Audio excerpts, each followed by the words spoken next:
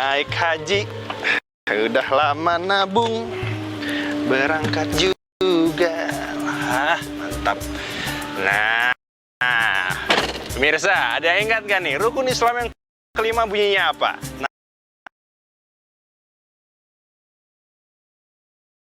Naik haji bila mampu. Tapi gimana nih kalau ceritanya mendadak dibuat tidak mampu oleh usulan pemerintah? Ini nih yang lagi diprotes oleh masyarakat. Biaya haji kok naiknya gede banget. Mepet waktu berangkat pula. Sebenarnya berapa sih biaya haji yang wajar?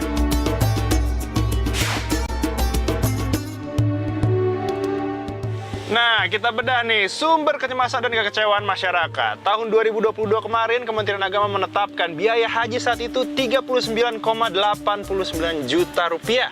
Artinya, jamaah menambahkan sisa uang mereka sebesar 15 juta rupiah dari 25 juta rupiah yang sudah mereka tabung. Tahun ini, Menteri Agama Yakut Khalil Qomas mengumumkan biaya haji sebesar 69 juta rupiah. Jauh lebih tinggi dari tahun lalu. Artinya, jamaah harus menambahkan sisa uang pendaftaran sebesar 44 juta rupiah agar bisa ke Tanah Suci. Pak, lanjut, kita berangkat.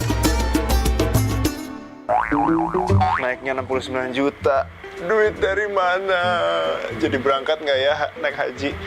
Tapi gini. Nilai 69 juta itu punya banyak komponen, guys. Yang pertama nih, ada penerbangan, akomodasi Mekah Madinah, biaya hidup, visa, dan layanan lainnya. Tapi kalau misalnya jebret 69 juta, duit dari mana ya? Jangan-jangan yang udah rencana naik haji, kalau misalnya nggak bisa bayar, gugur dong. Aduh. Nah, saudara, saya paparin nih data ongkos naik haji dari tahun ke tahun. Naiknya sih moderate, tidak 2 kali lipat seperti usulan dari Menteri Agama tahun ini. Bahkan nih kalau misalnya kita buka laman www.haji.kemenak.go.id, dalam 10 tahun terakhir biaya naik haji itu sekitar 1 juta sampai 5 juta rupiah. Tapi kalian kok naiknya sampai 2 kali lipat?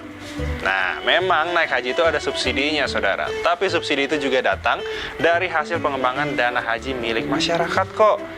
Nih, KPK, Menko Kesra, tolong dong minta usulan Menteri Agama kali ini dikaji ulang. Jadi, berapa sih biaya wajar untuk naik haji? Login Fridianto, Heri Ardi, Business Talk.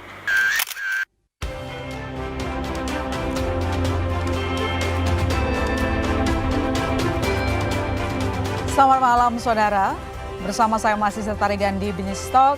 Kita tahu kemarin Menteri Agama mengusulkan menaikkan biaya haji dan ini ternyata langsung mendapat respon pro dan juga kontra begitu. Lantas seterdesak apa bahwa biaya haji harus dinaikkan, lalu kemudian apa dampaknya kalau tidak. Tapi kemudian bagaimana juga kabar dari calon jemaah haji yang mungkin harus berangkat tahun ini tapi kemudian untuk ongkosnya dinaikkan. Nah, untuk malam ini saya akan membahasnya dengan Pak Arsyad Hidayat, Direktur Bina Haji Ditjen Penyelenggaraan Haji dan Umroh. Assalamualaikum Pak Arsyad.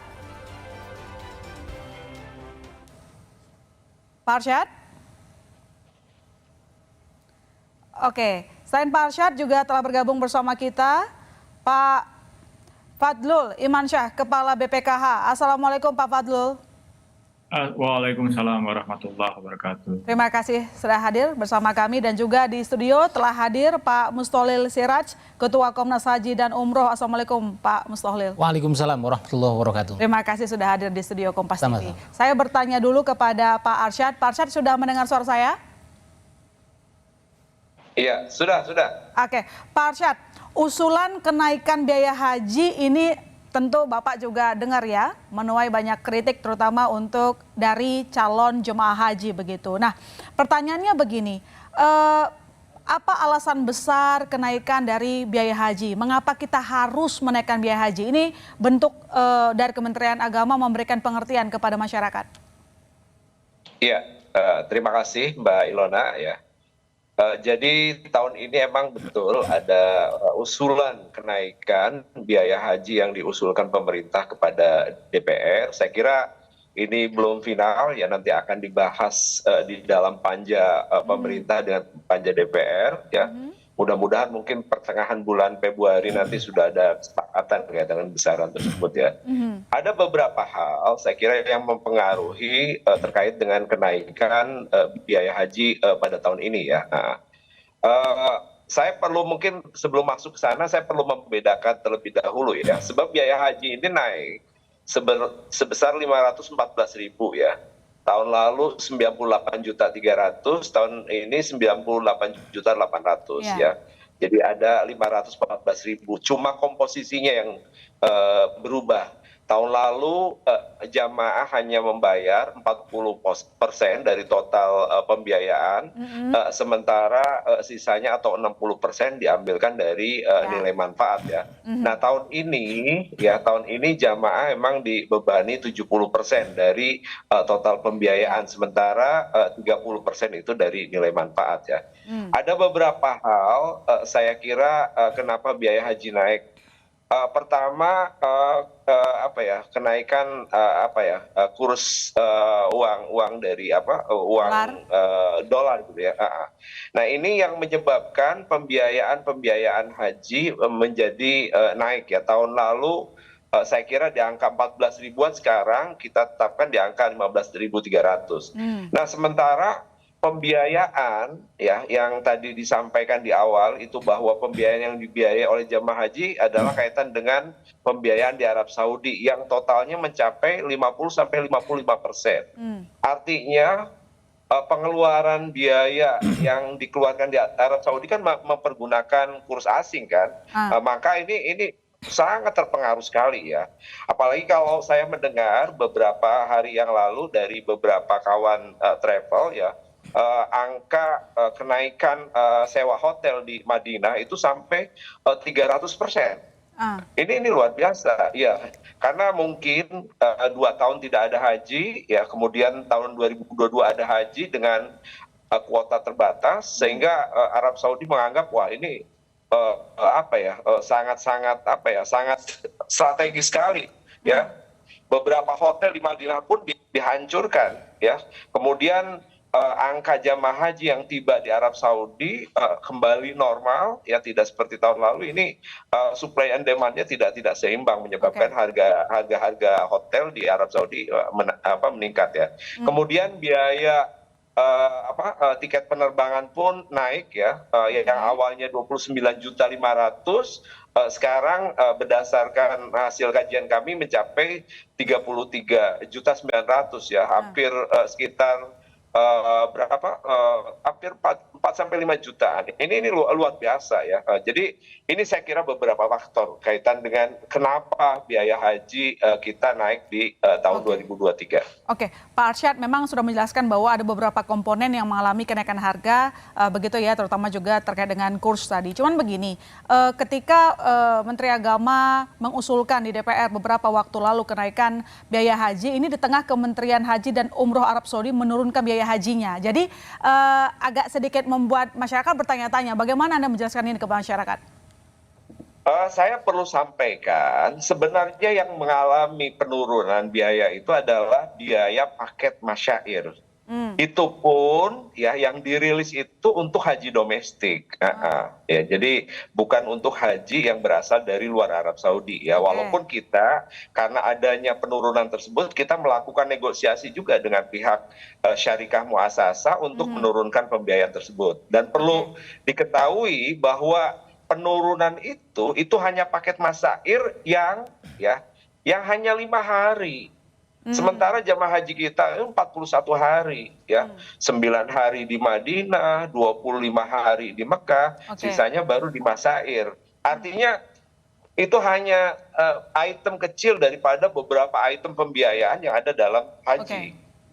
Oke, baik. Saya ke Pak Fadlul kalau begitu. Salah satu alasan dari Kementerian Agama untuk mengusulkan gitu ya, menaikkan biaya haji adalah terkait dengan dana kelolaan di BPKH. Pak Fadlul, menurut Anda semendesak apa kita harus segera menaikkan biaya haji? Apa yang terjadi kalau tidak ada kenaikan? Oke, baik. Mungkin ada 3 hal yang perlu kami sampaikan di sini. Ya. Pertama adalah bahwa ada kenaikan BPIH ya, biaya haji itu di tahun 2022, yang mana dibandingkan dengan 2019 tentunya. Sehingga sebenarnya seperti yang disampaikan oleh Pak Asep tadi, di 2023 sebenarnya memang tidak terlalu naik.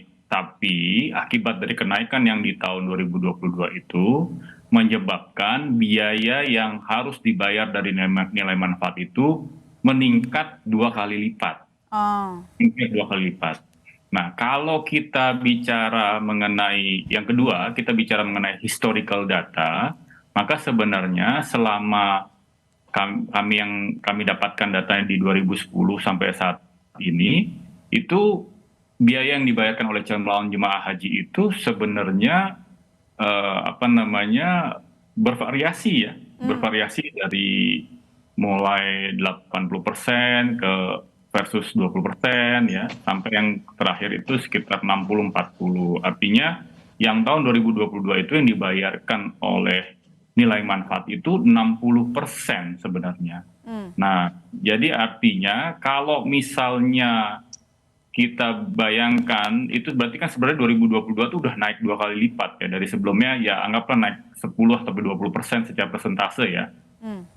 Dari 40-60, 50-50 menjadi 60-40. Nah, kalau misalnya ini berlangsung terus, problemnya adalah kemarin itu 2022 kan setengah kuota ya, 50%. Nah, kalau dibayangkan 50%, waktu itu besarannya sekitar yang harus dibayarkan sekitar 60 juta nilai manfaatnya kalau saya tidak salah. Nah, kalau 60 juta kali 100.000 kan 6 triliun. Secara nilai manfaat yang kita sudah tabung selama pandemi 2020-2021 itu masih cukup. Tapi nanti kalau pada saat seperti 2023 ini kan sudah 100% kuotanya. Jadi bisa dibayangkan harus keluar kira-kira ya sekitar, kalau kita tetap stay di 60% dari nilai manfaat yang harus dibayarkan, atau sekitar hampir 60 juta gitu, atau 60 juta lebih gitu ya, itu kan sebenarnya kita harus bayar 12 triliun gitu. Nah, ini yang kemudian menjadi suatu desakan menyebabkan kenapa harus di tahun 2023 ini harus dibalik angkanya gitu ya. Dibalik dalam artian tadinya 60% nilai manfaat, mungkin sekarang misalnya gitu ya, 60% yang dibayarkan oleh jemaah haji, walaupun yang diusulkan sebenarnya perhitungannya adalah 70%. Kenapa sampai ke angka 70% itu? Karena itu tadi, kita sudah harus mengeluarkan ya di 2022, kalau kita bayangkan sampai asumsi dengan ditambah dengan nilai manfaat yang terus dihasilkan ya, jadi artinya dana yang dikelola saat ini nih tetap terus berjalan secara hasil investasinya.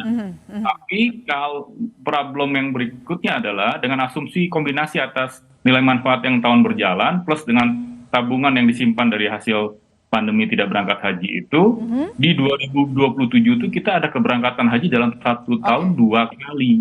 Gitu. Nah, ini yang kita khawatirkan. Kalau kita tetap stay di 60% untuk dari nilai manfaat, nanti khawatirnya di 2027 itu akan tergerus nilai pokok investasi atau 25 juta yang disetorkan oleh calon jemaah haji selama menunggu waktu berangkat. Menjaga dana kelolaan dari BPKH, saya ke Pak Mustolih. Pak Mustolih, apa tanggapan Anda terkait dengan rencana kenaikan biaya haji? Lalu kemudian tadi kita mendengar perspektif masing-masing, sudah menjelaskan alasan masing-masing, salah satunya yang jelas menjaga dana yang dikelola oleh BPKH.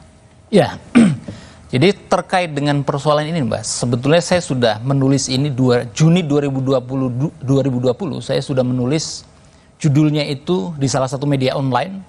Judulnya adalah bom waktu pengelolaan keuangan haji.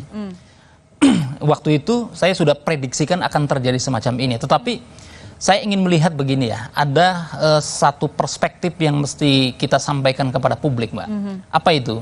Bahwa apa yang sudah direncanakan atau dirancang oleh Menteri Agama yang kemarin disampaikan di Komisi 8 begitu ya, yang memang mengejutkan publik begitu ya.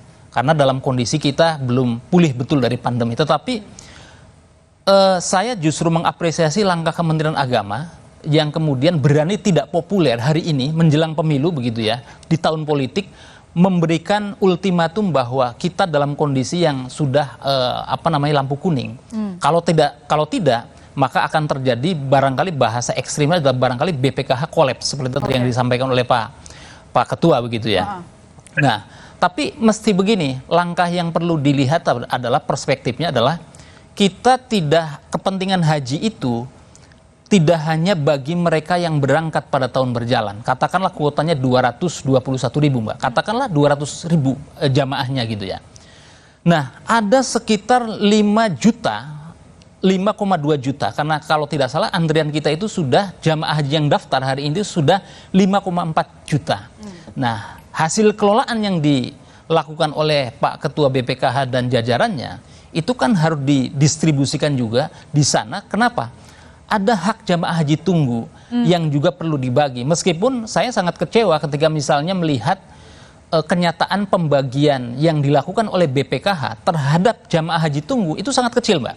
Sangat kecil. Contoh begini, kalau jamaah haji reguler yang mendaftar kira-kira tahun 2017 itu hasil yang diberikan kepada dari BPKH atas keuntungan pengelolaan atau investasi dana haji itu berapa? Cuman 60.000, 80.000, 150.000. Tertinggi itu adalah 360.000. Artinya dari 2017 sampai dengan hari ini keuntungannya cuma 1,3 juta. Bayangkan itu untuk berapa? Hampir 6 tahun kan? Sedangkan yang diberikan kepada jamaah haji berjalan itu jumlahnya itu sampai dengan puluhan juta. Kalau menggunakan angka referensinya Kementerian Agama itu kan 30 jutaan. Nah, ini kan sesuatu yang saya kira perlu ditinjau ulang. Paradigma kita mesti harus kemudian dirubah begitu ya. Karena kepentingannya, bayangkan jamaah haji dengan tadi 5,4 juta yang antri, Mbak. Itu dengan adanya pandemi sudah ada yang terlempar, antrinya itu hampir 90 tahun. Di masa-masa seperti sekarang mungkin agak mundur, tapi kan tetap saja kepentingan mereka dan hak mereka harus dilindungi. Itu yang saya kira perlu dilihat dari perspektif jamaah haji tunggu. Jadi uang ini atau dana-dana subsidi ini bukan hanya untuk jamaah haji yang berangkat. Dan kembali bahwa yang namanya haji itu, Mbak, itu bagi yang mampu. Man istata'a ilaihi sabila. Itu doktrin dan ayat Al-Qur'annya bilang begitu, bahwa rukun haji atau penyempurnaan rukun Islam maksud saya yang kelima itu tidak diberikan kepada semua kaum muslimin, tetapi hanya mereka saja yang mampu. Nah, tapi mampu tentu saja mampu yang diberikan, yang diupayakan oleh dirinya sendiri, bukan disubsidi. Saya kira seperti itu. Nanti saya follow up lagi ke Pak Fatlul ya, soal bagaimana strategi pengelolaan dana haji, investasinya supaya maksimal hasilnya. Saudara jangan kemana-mana, BizTalk masih akan segera kembali.